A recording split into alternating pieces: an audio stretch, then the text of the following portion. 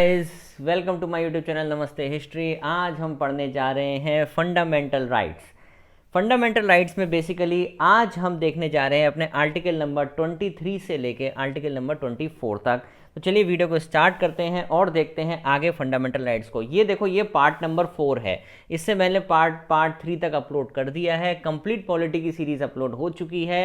आप ऊपर आई बटन पे क्लिक करेंगे तो आपको सारे वीडियोस मिल जाएंगे। तो चलिए आगे देखते हैं fundamental rights article number 23 and 24।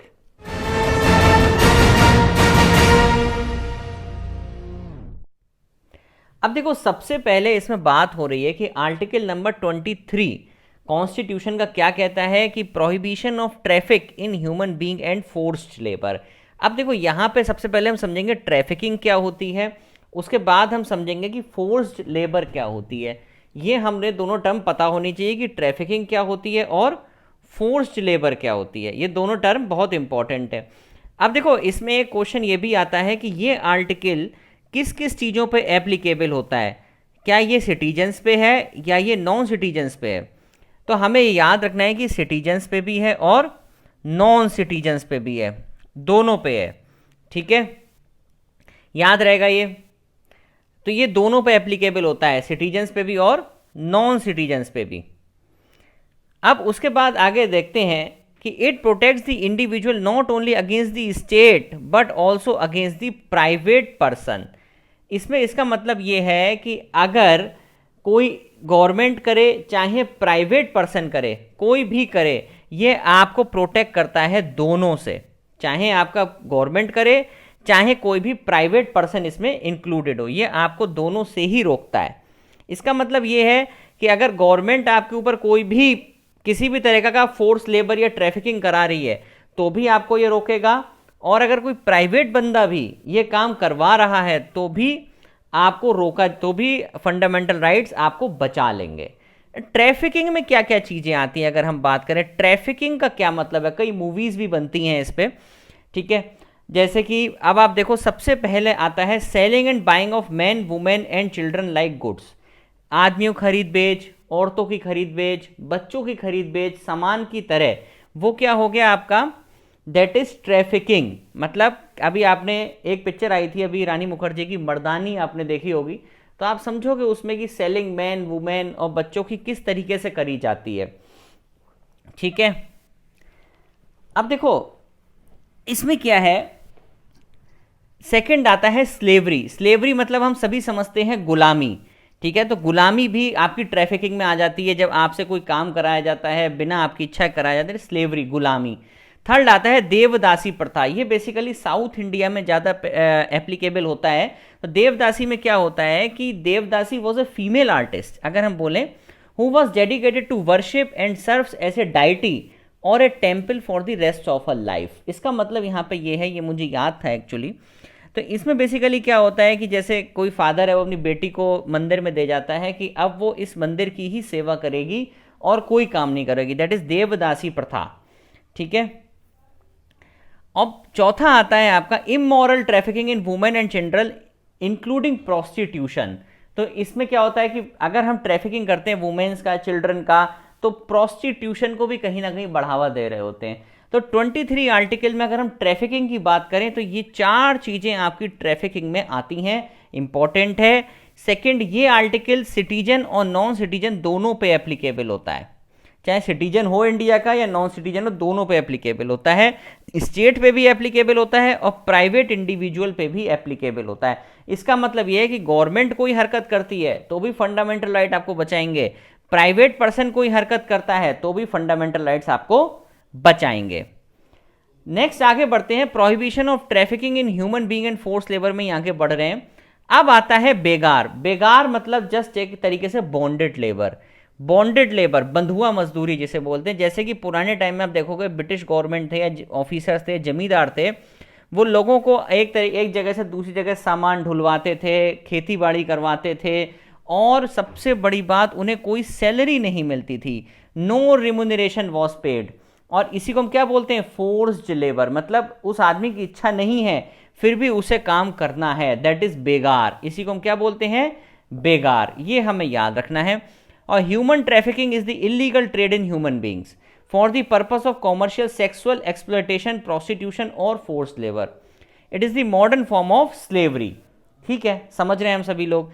इसके लिए एक एक्ट आया, आप नीचे अगर देखोगे तो मोस्ट इंपॉर्टेंट है, दो एक्ट आए थे। एक आया था इमोरल ट्रैफिक प्रिवेंशन एक्ट 1956 और bonded labour system abolition act 1976।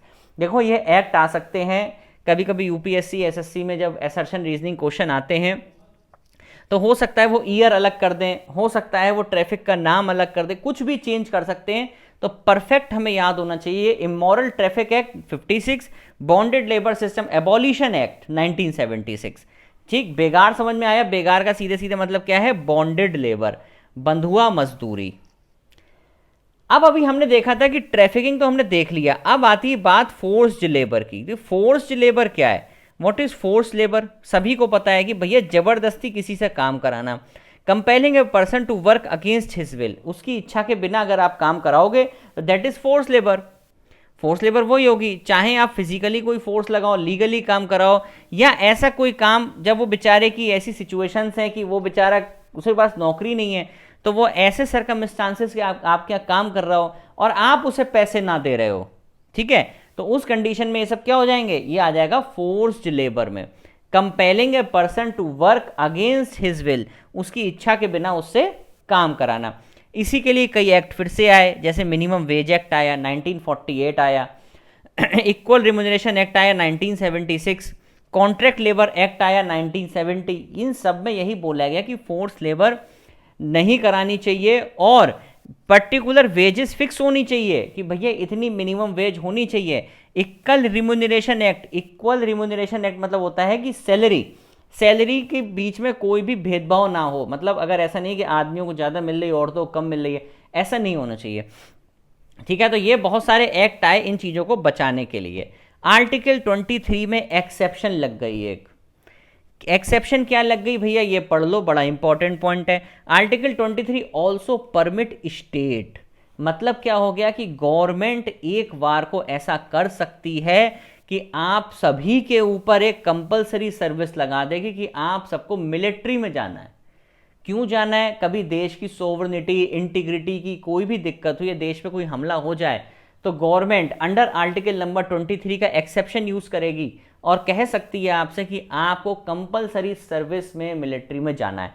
आप इस लाइन को ऐसा समझो कि अभी तक हम क्या बोल रहे हैं कि किसी को भी आप फोर्सफुली लेबर नहीं कराओगे, लेकिन अब यहां क्या गवर्नमेंट खुद ही आपसे फोर्सफुली लेबर करा रही है। तो इसका मतलब क्या हो गया? आर्टिकल 23 में ये चीज क्या हो गई? एक एक्सेप्शन बन गई।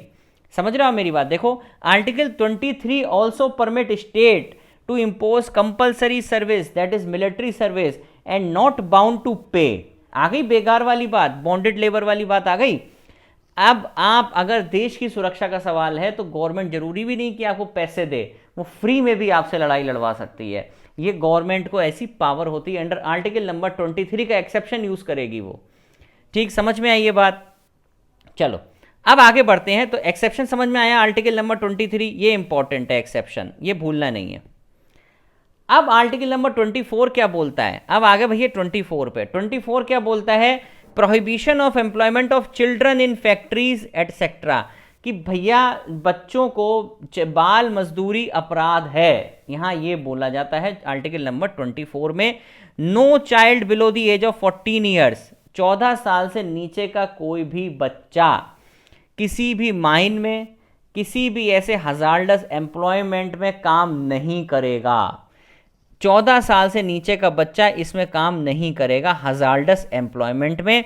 लास्ट लाइन बहुत इंपॉर्टेंट है कि हाँ, वो बच्चा नॉन हजार्डस वर्क कर सकता है, लेकिन हजार्डस एक्टिविटी, जो खतरनाक एक्टिविटी है, ऐसी जगहों पे बच्चे काम नहीं करेंगे। ये बोलता है आर्टिकल नंबर 24।